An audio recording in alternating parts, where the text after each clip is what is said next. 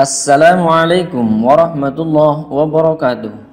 Bismillah, alhamdulillah, wassalatu wassalamu ala rasulillah, amma ba'du. Alhamdulillah, berjumpa kembali dalam sejarah peradaban Islam. Adapun materi yang akan kita bahas pada pertemuan kali ini adalah Khulafaur Rasyidin. Rasulullah wafat pada usia 63 tahun pada hari Senin 12 Rabiul Awal tahun 11 Hijriah atau 8 Juni 632 Masehi di kota Madinah. Peristiwa wafatnya Rasulullah tersebut amat besar pengaruhnya atas kaum muslimin. Banyak di antara mereka yang tidak mempercayai berita wafatnya Nabi yang datang secara tiba-tiba. Di antaranya adalah Umar bin Khattab. Abu Bakar As-Siddiq pun akhirnya menenangkan para sahabat tersebut dengan membacakan surah Ali Imran ayat 144. A'udzu billahi minasy syaithanir rajim. Wa ma Muhammadun illa rasul qad khalat min qablihi rusul afa immata aw qudilan qalabtum ala a'qabikum wa man yanqalib ala aqibaihi falan yadurrallaha syai'a.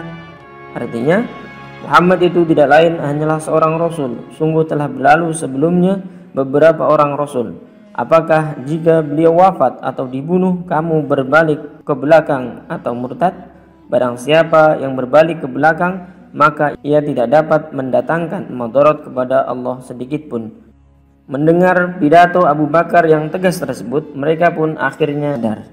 Nabi pun disalatkan berduyun-duyun, kemudian beliau dimakamkan di tempat beliau wafat, yaitu di kamar Aisyah di sebelah Masjid Nabawi. Sepeninggal Nabi Muhammad SAW, para sahabat Muhajirin dan Ansor berselisih tentang siapa pengganti Rasulullah. Kaum Muhajirin mengajukan Abu Bakar As-Siddiq sebagai pengganti beliau, sedangkan kaum Ansor bermusyawarah di balai pertemuan Saqifah Bani Sa'idah dan menunjuk Sa'ad bin Ubadah. Akhirnya kaum muslimin pun bersepakat membaiat atau bersumpah setia mengangkat Abu Bakar As-Siddiq sebagai pengganti Nabi Muhammad SAW. Khulafaur Rasyidin. Kata Khulafaur Rasyidin terdiri dari dua kata, yaitu khulafa dan ar-rasyidin. Khulafa merupakan bentuk jamak dari khalifah yang bermakna pengganti, sedangkan ar-rasyidin artinya orang-orang yang mendapat petunjuk. Jadi Khulafaur Rasyidin adalah pemimpin umat Islam, pengganti Nabi Muhammad SAW yang telah mendapat petunjuk dari Allah Ta'ala untuk meneruskan perjuangan Nabi Muhammad. Khulafaur Rasyidin terdiri dari 4 sahabat. Di antaranya adalah Abu Bakar As-Siddiq, Umar bin Khattab, Utsman bin Affan, dan Ali bin Abi Thalib. Masa pemerintahan Khulafaur Rasyidin hanya sekitar 30 tahun. Khalifah Abu Bakar As-Siddiq. Abu Bakar As-Siddiq lahir di Makkah tahun 573 Masehi, selisih 2 tahun dengan Rasulullah.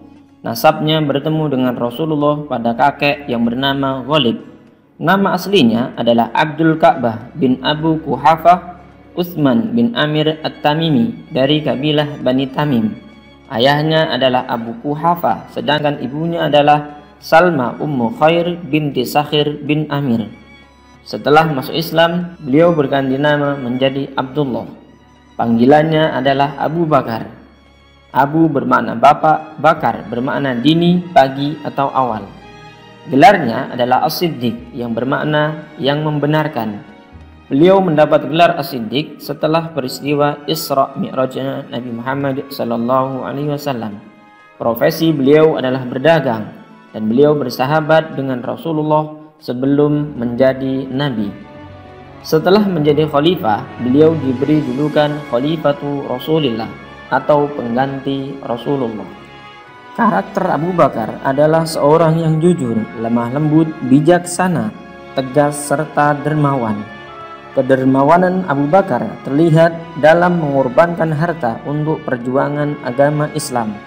Abu Bakar jujur dalam lemah lembut dalam menghadapi permasalahan, bijaksana dalam memberikan hukuman bagi orang-orang murtad, dan tegas dalam memerangi orang-orang yang enggan menunaikan zakat.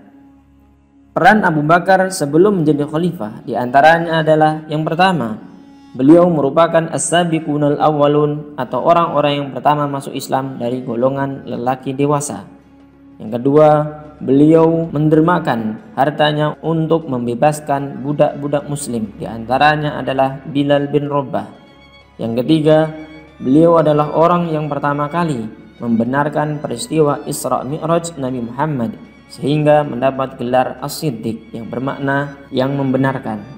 Dan yang keempat, beliau mendakwahkan Islam kepada beberapa sahabat yang lain, diantaranya adalah Zubair bin Awam, Utsman bin Affan, Thalhah bin Ubaidillah, Sa'ad bin Abi Waqqas, dan Abdurrahman bin Auf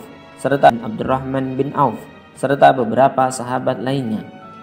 Yang kelima, beliau adalah orang yang menemani hijrah Rasulullah ke Yasrib, dan juga beliau adalah orang yang bersama Nabi di Gua Thur ketika menghindari kejaran kafir Quraisy, sehingga beliau dikenal sebagai Sahibul Ghar atau sahabat yang ada di dalam gua. Yang keenam, beliau adalah orang yang menggantikan Nabi Muhammad SAW ketika beliau sakit. Prestasi Khalifah Abu Bakar As-Siddiq. Di antara prestasi Khalifah Abu Bakar As-Siddiq, yang pertama memerangi nabi palsu, kaum murtad dan pembangkang zakat. Yang kedua, berjasa dalam kodifikasi atau pembukuan mushaf Al-Quran. Dan yang ketiga, perluasan wilayah Islam. Yang pertama adalah memerangi nabi palsu, kaum murtad dan pembangkang zakat. Nabi palsu muncul setelah wafatnya Nabi Muhammad. Aswad Al-Ansi dari kabilah Bani Ansi Yaman yang akhirnya dibunuh oleh saudara gubernur Yaman. Yang kedua, Tulaiha bin Khuwailid Al-Asadi dari kabilah Bani Asad yang kemudian bertaubat. Yang ketiga, Malik bin Nuwairah dari kabilah Bani Tamim terbunuh oleh pasukan Khalid bin Walid. Yang keempat, Musailamah Al-Kadzab dari Bani Hanifah yang terbunuh oleh Wahsy dalam perang Yamamah. Dan yang kelima, Saj'ah, wanita Kristen Bani Yarbu yang kemudian menikah dengan Musailamah, terbunuh dalam perang Yamamah. Dalam perang Yamamah, Musailamah Al-Kadzab didukung oleh 50.000 pasukan terdiri dari 10.000 orang dari kabilah Bani Hanifah dan 40.000 pengikut Naharur Rojal yang awalnya diutus Nabi Muhammad untuk menyadarkan Musailamah. Untuk membasmi Musailamah tersebut, Abu Bakar mengutus Ikrimah bin Abu dan Syurahbil bin Hasanah dengan membawa 10.000 tentara. Awalnya pasukan muslim terdesak, maka diutuslah Khalid bin Walid sehingga pasukan Islam menjadi 13.000. Khalid bin Walid berhasil mengalahkan Musailamah Al-Kadzab bersama 10.000 tentaranya. Wahsy yang dahulu membunuh Hamzah bin Abdul Muthalib dalam perang Uhud, setelah bertaubat berhasil membunuh Musailamah Al-Kadzab. Dalam perang Yamamah, 70 hufaz atau penghafal Al-Quran syahid. Yang kedua adalah memerangi kaum murtad. Alasan murtadnya beberapa kabilah, diantaranya yang pertama, fanatisme kesukuan Arab terhadap kemajuan di Madinah. Yang kedua, sifat paternalistik atau tunduk kepada pemimpin suku. Yang ketiga, adanya perubahan sosial, politik, dan agama serta budaya oleh ajaran Islam. Yang keempat, kurangnya keimanan, dan yang kelima, kurangnya ilmu agama. Yang ketiga, memerangi kaum munafik, yaitu kaum pembangkang zakat. Kaum munafik menolak membayar zakat karena menganggap zakat adalah harta yang harus diserahkan kepada Rasulullah.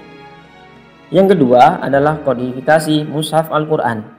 Dilatar belakangi wafatnya 70 hufaz atau penghafal Al-Quran dalam perang Yamamah, Umar bin Khattab mengusulkan pembukuan Al-Quran.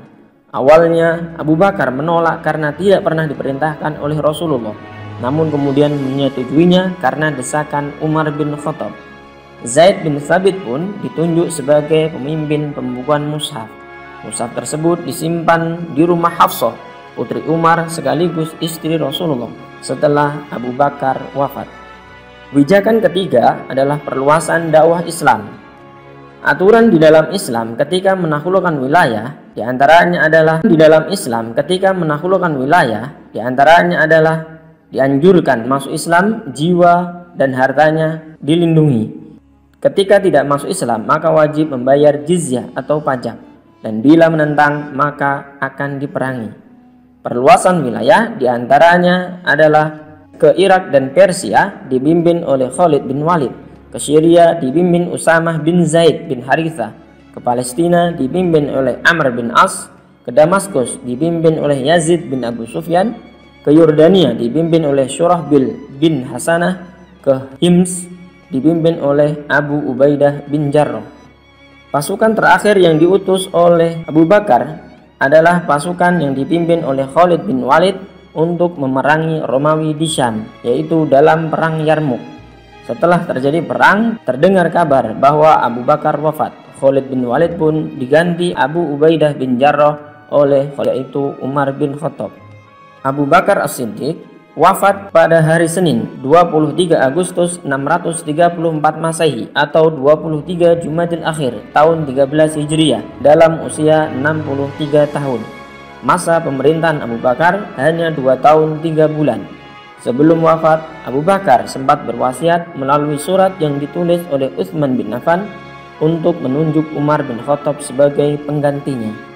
Gaya kepemimpinan Abu Bakar As-Siddiq, beliau berkarakter lembut dalam menginsafkan orang-orang yang terbujuk untuk berbuat makar, dan beliau tegas dalam menghadapi orang-orang yang merongrong Islam. Adapun keteladanan dari Khalifah Abu Bakar As-Siddiq diantaranya adalah yang pertama, ketegasan dan kebijaksanaan dalam memimpin. Terlihat saat menghadapi permasalahan, dalam menghadapi nabi-nabi palsu dan orang-orang yang enggan membayar zakat. Yang kedua, jujur dalam perkataan dan perbuatan. Sejak kecil Abu Bakar As-Siddiq terbiasa berperilaku jujur. Saat berdagang pun beliau dikenal sebagai pedagang yang jujur.